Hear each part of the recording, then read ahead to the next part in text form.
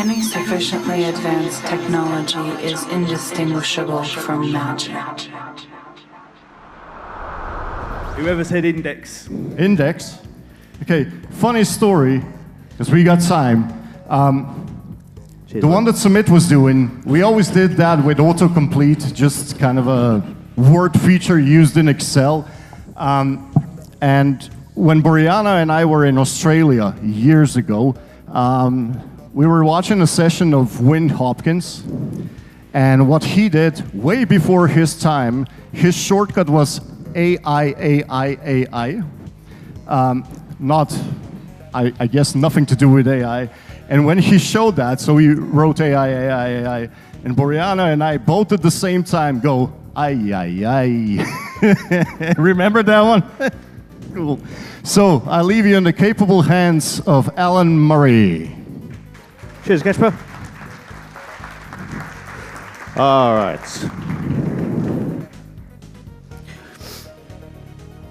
Awesome. How are we all doing? On your final stop before break. Thank you, Gasper. So talking about remembering Sumit's session, you may remember him using the generative AI tool to find out poems for different countries. And there was the poem for Bulgaria. And I don't know if anyone remembers the final line of that poem, but it was saying how formulas and functions will make your data sleek. Now, in Excel, we can design, create, and use our own functions. And we can do that because of a special function named LAMBDA.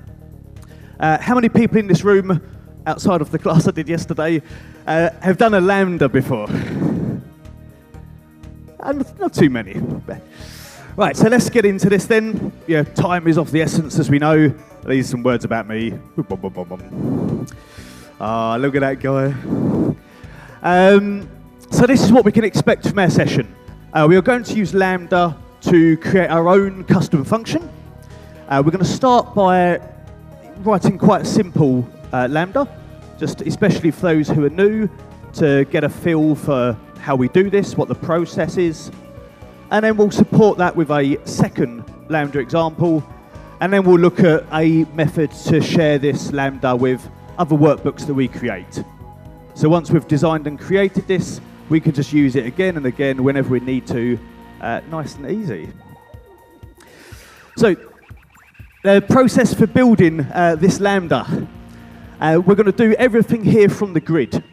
So again, in Sumit's session, he showed Excel labs, and they have something in there in the advanced formula environment where we can build a LAMBDA in that method. But we're going to do it straight from the grid, which is one of the amazing things about this. We will write the formula that we aim to convert, check the results, convert it to a LAMBDA, check the results, and then finally we'll define that LAMBDA. The anatomy of LAMBDAs. I like rhinos. So this is the anatomy of a LAMBDA function. It's got one main kind of argument, which is then repeated. And no index there, is it? But we have a function here, and a parameter is just our input. Yeah, so if you think about a function like VLOOKUP, we can see they've got 4 different inputs that it needs. Yeah, the last one is optional, the first 3 are mandatory, and they're delimited by that comma or that semicolon. Now we need to create the parameters that our function will need. What information does our function need from our user? That'll be our input, our parameter, and then finally to perform the calculation with that information. So, getting into this stuff,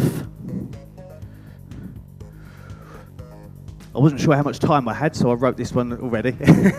But simple example to begin with. We've got this kind of simple little range of data, and we have these kind of formula rows, these subtotals, all pretty nasty, and we've got this irregular kind of text to identify it.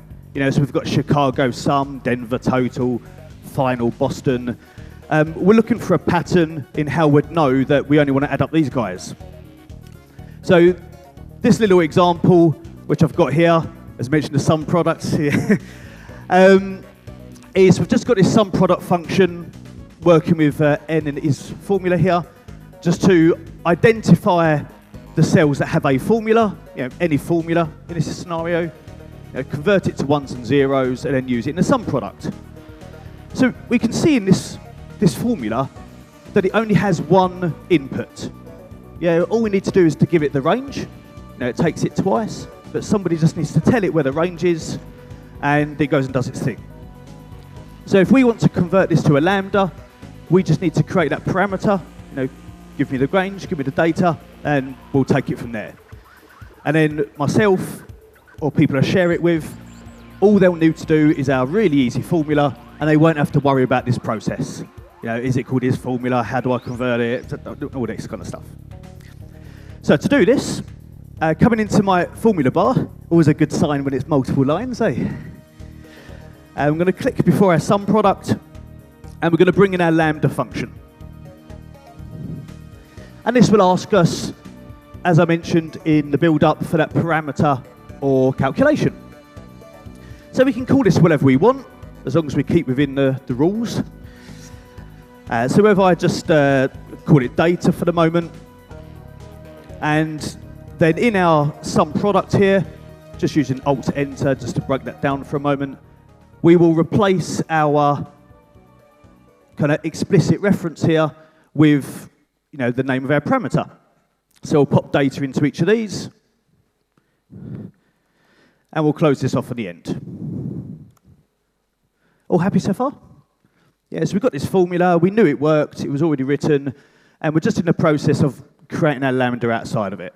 So we're replacing the exact answer here, column B, shall we say, with the name of our input, which we call data. Now, if I run this at the moment, it's going to produce an error, because this type of lambda, there may be another lambda you see today, that cannot be run on the grid like this. But we can test it here. In my little slideshow I mentioned about that we'll be looking at, to test the results. Once we convert it, let's test this out. Wrong one. And we'll do that just by, within some parentheses or some brackets at the end here, we'll provide the answer to that input. So in this scenario, it's this range. So we'll do that. Running it here, we can now see it still works. So we're confident that we had our formula, we've converted it to a lambda, checking along the process here, it still works. We're now going to go to that final stage, which is to define that function. So from now on, we won't have to worry about any of this rubbish. We have our own function. So to do this, let me just take a copy of this lambda, ignoring the test results at the bottom. We'll pop into our name manager. Now, we're going to see monkey tools, as Ken mentioned a moment ago. We can define that here, but I'm going to keep this on the Excel interface for the moment, and we'll see that in a bit. There's also other add-ins to help with these names, because for anybody who knows about these names, this is pretty nasty. So I'm going to say some formulas for the name of our function, and I'll just paste in the lambda that we created. So clicking OK, we've now defined that lambda. We've defined this name, and now it's a usable function. So if I go to my special green cell, I should now be able to come into here, say that I want to use a sum formulas function, and there it is, our own little baby lambda. Always exciting. And we can bring this in. It will prompt us for the input, which is the data. We provide whatever that is, using the same example here. We will see it used on different data sets at some point. And we're still going. So now, all we need to do is I've got this nice, easy formula that does exactly what it says on the tin, some of the formulas, and I know if this was a common thing I did from data I've been given, I could just run that each time without remembering, is formula all this business, put the comma in. And also I can share this with others. Share it with my colleagues, and I don't know, hopefully they'll reward me for my nice lambdas. This all making sense so far? Easy peasy, eh? Now, I don't know how well you know that the speakers of this event. We may know them all for their Excel knowledge and expertise, but if you didn't know before, this is not all they're known for. They're also very well known in the wrestling community. So these are our speakers, and they have their own little wrestling moniker, yeah, as we do. And this is within these quotations within their name. Very good, eh? So what we're going to do is we want to create our own LAMBDA function that's capable of extracting text from between two different delimiters. Yeah, and you can see there's an example upcoming on the right. Now, different approaches to this, but just to put this in a reasonable speed. I'm going to go for our text after function. Not going to have too much time to talk about these functions in detail, so I'll just reference that single cell. And we're going to tell it that I want to extract it at the double quotes. They have to put them in twice in here, otherwise it's not happy. And at the moment, this is extracting everything after that first instance of a delimiter. We're just running that theory, not to get too complex with this. But with that done, we can then run our text before function, and with that information, then we'll extract it from the other quotation. So we have our formula. You know, we can see it works for this pretend scenario. So next step, as we know, is now to convert this to a lambda. So the next natural question would be how many parameters we need. Like, what information would our lambda need to take this job into the future? And we can see, you know, there's an argument for how many really, but let's say it's 3. You know, it needs the range where the data is, like where's your text. And then we've got the kind of first delimiter, and then we have our second delimiter. And with that information, we'll go and do our thing. So jumping into it, lambda time. We get to give names for these, so I could call the first one data again, because I'm very creative like that. The next parameter, we can come up with a name for this. For example, maybe we'll call it DL1. Is that okay? Why might this name not be okay? You can see they're changing color, so there's a sign.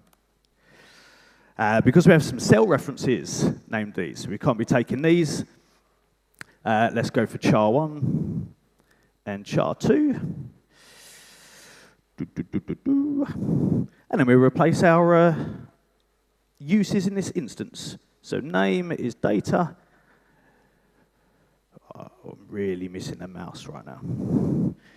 Char1 and char2. Lovely jubbly. How are we doing, team? This all make sense? Awesome.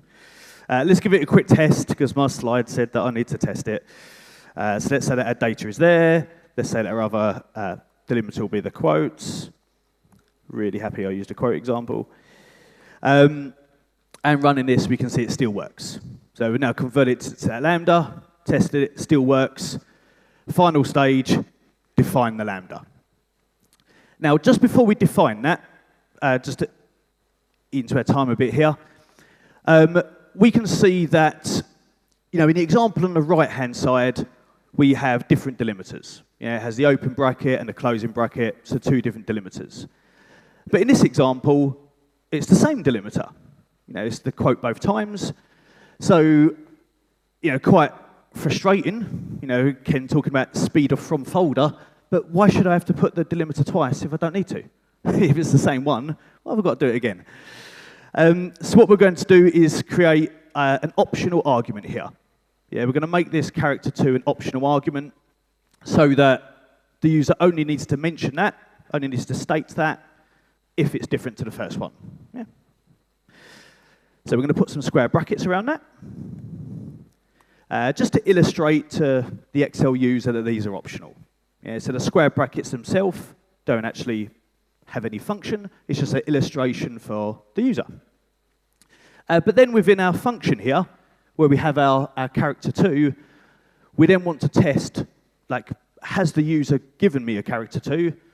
And if they have or haven't, what do I do about that? So keeping things simple, we'll go for an if. Another favorite function. And we're going to use another type of Lambda function known as isOmitted.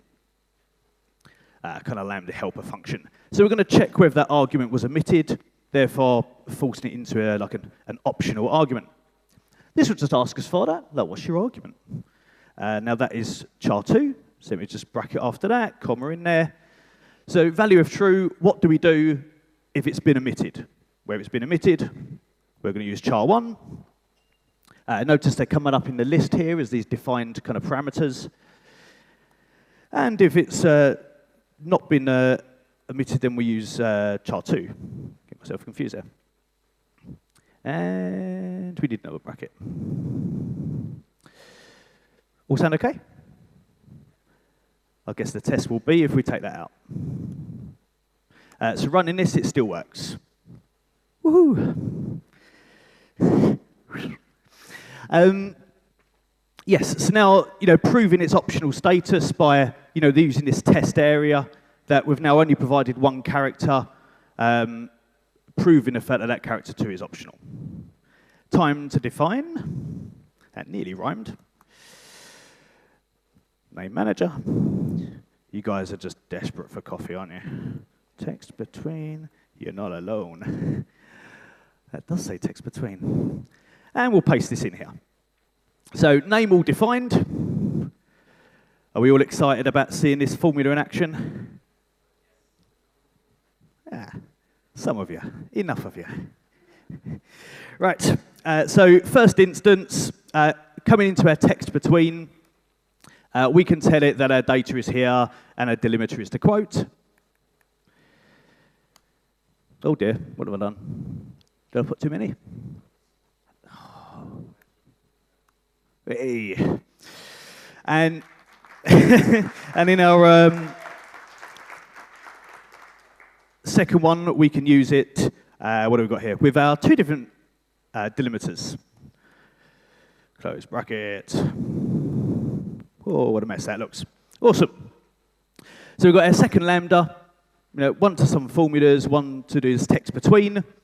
And this one allowed us to see a few more arguments and also this optional argument. So we've had two examples done. Oh, I'm smashing the time. We will look at sharing it. I guess I should be a professional and do a slideshow. Look at those guys. He's got his little giraffe, mate. So cute. Now, there's a few different ways that we can share our Lambda. Way number one is really just to copy a cell that has an existing Lambda. So we've got a Lambda working in there. We can copy and paste that to another workbook. We can always delete the results, and we'll have that Lambda function to use in another file. So maybe a bit quick and dirty, maybe not that professional, just copy and paste, not very sexy, but it gets it done nice and quick. Method number two, I guess, is that we can create something called a gist on GitHub. It starts getting a bit more technical. And then we can download that using the Excel Labs add-in that Sumit mentioned. And we can grab that from anywhere. So as long as we've got that web connection, I can just download all of my Lambdas in a Jiffy. I could even share that gist URL with colleagues and friends, and they can do it. And then way number three is Ken's add-in Monkey Tools, which has a feature called a BiblioMonkey, where we can save different code and types of formula for reuse for ourselves. So if we store them there, whenever I'm in Excel, I can just inject these Lambda functions into my workbook, and I'm up and running without having to do any kind of copy and pasting or relying on connections and downloading. So, with that knowledge in hand, let's go back to this guy. Really regretting losing my Lambda now. Undo, undo, undo, undo. So I get this cat. Not the kaleidoscopic cat. I'll copy my Lambda, but now I'm going to put it into this Monkey Tools add-in, which obviously you saw earlier. We have this BiblioMonkey feature. And from here, I'm going to add in a new Lambda. You can see on the left here, I've got a few lambdas in here already. One of them you'll see very soon. One of them is familiar to some of you in this room. I'll say I want my lambda, text between. So we could have used this to define it. Yeah? I didn't have to use the name box. I could have just done it this way and saved and kind of injected it. But I wanted to show you the kind of classic Excel way first. And I'll paste this lambda into here. You know, much bigger box to work with, all this stuff. All good. So if I save this, it's now into that Monkey Tools. And we have the option to delete and update and so on, or inject it into this workbook. This one's already in this workbook. And you can see I've got a firm group on the left. So I guess the time has come to now see this in another workbook. And here's our guys again. So not only do they do Excel, not only do they wrestle, they're also superheroes. What? Do they ever sleep? And when you're a superhero, you generally have a superhero moniker as well. And we've got some stats here, possibly from a CSV file, who knows, a nice fast one. And it's got all their mission successes. You know, which of our superheroes has been more successful than others? And yeah, it doesn't take long to figure out with the little list I've got. But over here, somebody wants to know what are the top 5 superheroes in this current data set. I want to know their moniker. I don't care about their real name. Nobody knows their real names. Just what's their fun name, and then how many missions. And I want this sorted, and I want just the top 5. Now, fortunately, we happen to have a lambda that extracts between characters. What are the chances, eh? It's just amazing. And it also just so happens that yesterday in my masterclass, the team and I created a lambda that returns the top N results. And this is saved in my Monkey Tools as well. So I've got the 2 cats that I need. You know, Excel doesn't have these functions natively, as we kind of know and witnessed a bit. So first job I've got to do, if I just right-click here, is to inject these into my workbook. So here they are. You can see the text between from the previous workbook. So I'll bring in my top N. I'll inject that. And then I'll go back and inject my next one, my text between. Won't worry about the other one. And I've got that. So now they're both here. So then we can get to work. Yes. Excited? We've got coffee like 10 minutes away.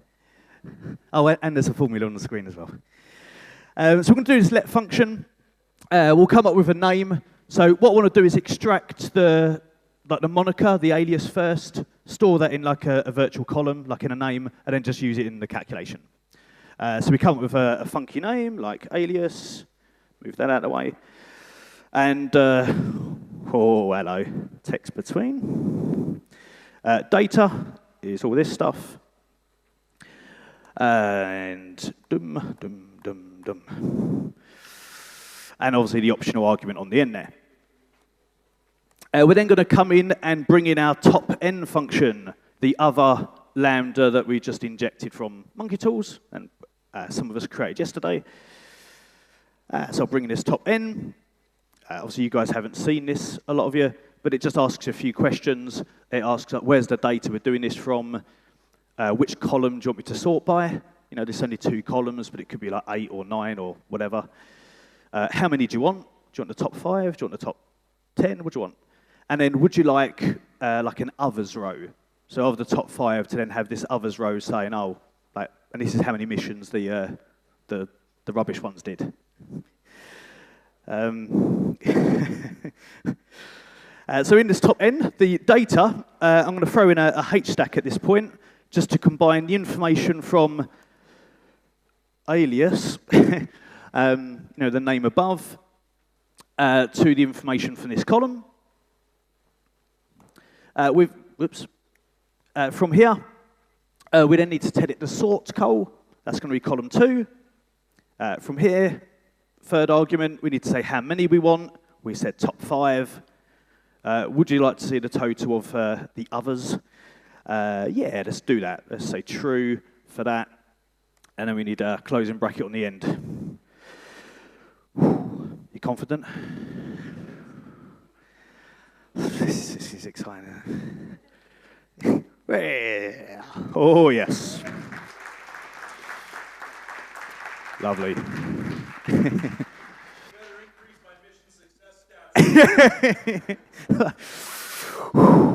It's getting tense in here. Who's the automation? Alex Mine. A gentleman that shares my initials. Oh. That's not the reason he's still there. I'm not that shallow. Right, cool. So 2 lambdas being used together, monkey tools to share them, and obviously we can create these things with formulas in Excel, with functions in Excel, otherwise we wouldn't be able to do this. But the fact that it may not be easy for us or our colleagues, and we were able to create this, define it, make it available in the future, and it's not even a large formula to achieve something like that, which would certainly be bigger than that without these lambdas around, and probably with the confidence of others to use. And that should be me. Slide. All right, all right.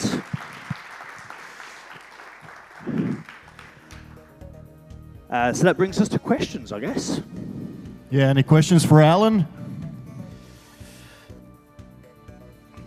Yeah, there you go. Just give you mine. So, Alan, actually, very good case idea for Excel esports. We might borrow that for you. Awesome. But the key question there, this could be solved with lambdas, this could be solved with AI, this could be solved with flash fill, this could be solved manual typing. What's going to be the fastest way in a competitive Excel? Well, I guess if it can do it, flash fill is probably the fastest way, I would assume. I guess AI is the kind of thing you would do in your contest at the end, yeah? When you're scrabbling for points. It's just like AI, let's throw some numbers in there and rack up some points. It may not be right, but we'll take what we get. Or I guess in the long-term objective, I guess Lambda's the answer. What would you say is fastest, Andrew? What would you do in your contest? Yeah. Yeah. For those that didn't hear, the answer was flash fill. And for those who are not familiar with the contest we're talking about, I'm sure you'll find out as the day goes on. Okay, any more questions? People just need coffee, man. Well then, thanks, Alan. Thank you, everyone.